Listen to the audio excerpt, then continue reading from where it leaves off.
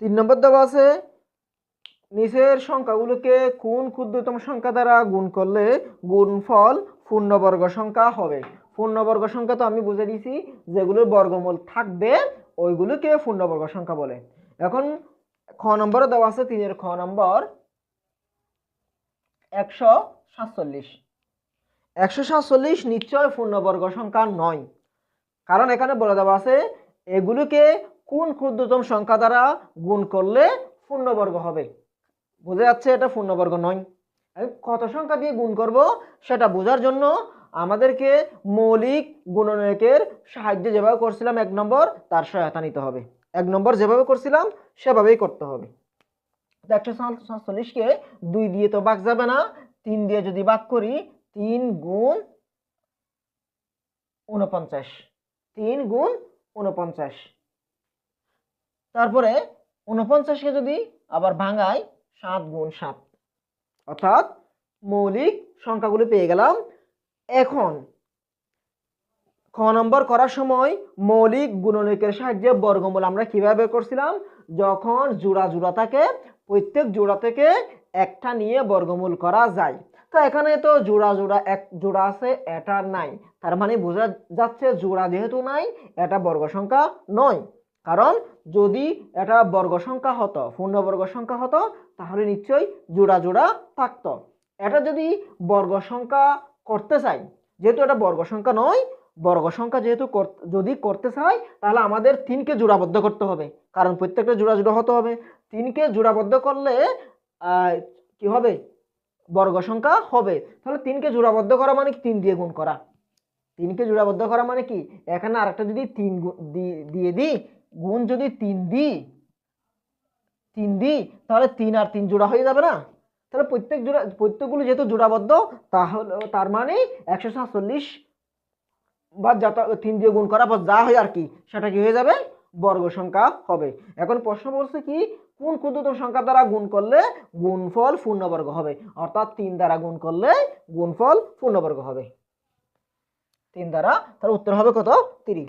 সুতরাং 147কে 3 দ্বারা গুণ করলে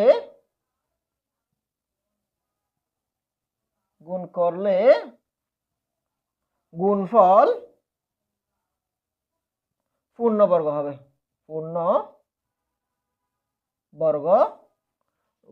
পূর্ণবর্গ সংখ্যা হবে।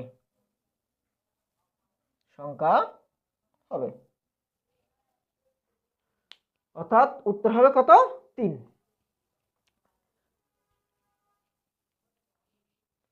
এরপরে খ নম্বর করব।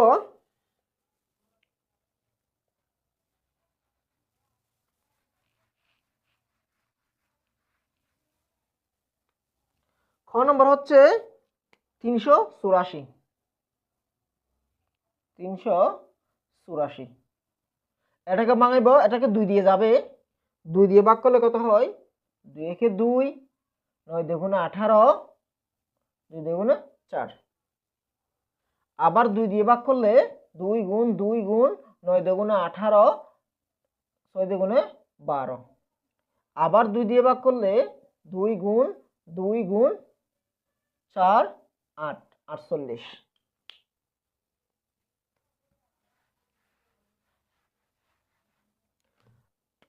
কে আবার 2 দিয়ে ভাগ করলে 2 গুণ 24। 24কে আবার 2 দিয়ে ভাগ করলে 2 গুণ 12। 12কে আবার 2 দিয়ে ভাগ করলে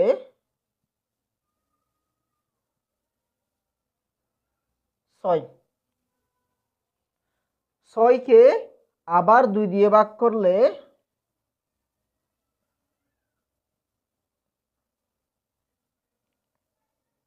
3, 4, 5, 6, 1, 2, 3, 6, 8। এখন হয়ে গেছে মৌলিক সংখ্যা। হয়ে গেছে। তাহলে দেখো এবার সবগুলো জোড়া জোড়া আছে কিনা, এক জোড়া, এক জোড়া, এক জোড়া, 3 জোড়া কিন্তু 2 আছে, 2 একটা বিজোড় আছে আর 3 একটা বিজোড় আছে। এখন এটাকে যদি আমরা বর্গ সংখ্যা নির্ণয় করতে চাই, 2কেও জোড়াবদ্ধ করতে হবে, 3কেও জোড়াবদ্ধ করতে হবে। এখন কথা হচ্ছে 2 এবং 3 জোড়া হবে কিনা? না, জোড়া হতে হলে একই রকম হতে হবে। যদি 2 এবং 3 দুইটা আছে, দুইটা জোড়াবদ্ধ করা যায় না? না, যাবে না। 2কেও 2 এর সাথে করতে হবে, 3কে 3 এর সাথে করতে হবে। অর্থাৎ এই সংখ্যাটাকে যদি আমরা পূর্ণবর্গ সংখ্যা নিতে চাই, 2 দিয়ে একটা 2 দিয়ে গুণ করতে হবে, আর একটা 3 দিয়ে গুণ করতে হবে। অর্থাৎ একটা 2 একটা 3 6 দিয়ে গুণ করলে আনসারটা সংখ্যাটি পূর্ণবর্গ হবে। উত্তর হবে 6। উত্তর হবে 6। আচ্ছা, এরপর হচ্ছে গ নাম্বার। তাহলে এখানে উত্তর হচ্ছে 6।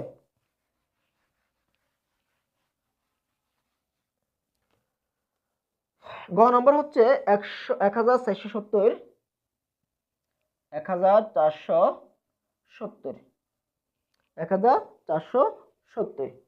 এটাকে 2 দিয়ে ভাঙলে 2 গুণ 7 গুণ 3 গুণ, সরি একসাথে দুইটা করে ফেলতেছি। 2 দিয়ে ভাঙলে কত হয়? 7 দুগুণে 14, 3 দুগুণে 6, 5, 735। 2 গুণ 735কে 3 দিয়ে ভাগ করা যায় কিনা দেখি। 735 ভাগ 3, তাহলে হয় 245। 3 দিয়ে ভাগ করলে 245।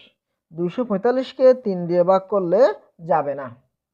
তাহলে 2 গুণ 3 গুণ 5 দিয়ে ভাগ করলে, 245কে 5 দিয়ে ভাগ করলে 4 5 20, তো 5 9 45। তারপরে 2 গুণ 3 গুণ 5 গুণ 49কে ভাঙাইলে 7 গুণ 7, এটা পাওয়া যায়। সবগুলো এখন মৌলিক সংখ্যা। এখানে জোড়া আছে মাত্র একটা, এখানে জোড়া আছে একটা। এটা বর্গ সংখ্যা হতে হলে 2ও জোড়াবদ্ধ হতে হবে, 3ও জোড়াবদ্ধ হতে হবে, 5ও জোড়াবদ্ধ হতে হবে। তাহলে একটা 2 দিয়ে গুণ করব, একটা 3 দিয়ে গুণ করব, একটা 5 দিয়ে গুণ করব। অর্থাৎ 2 গুণ 3 গুণ 5 সমান কত? 3 দিয়ে গুণ 530। 30 দিয়ে গুণ করলেই সংখ্যাটি পূর্ণবর্গ হবে। আর লিখবো কি? সুতরাং 1470কে 30 দিয়ে গুণ করলে সংখ্যাটি পূর্ণবর্গ সংখ্যা হবে।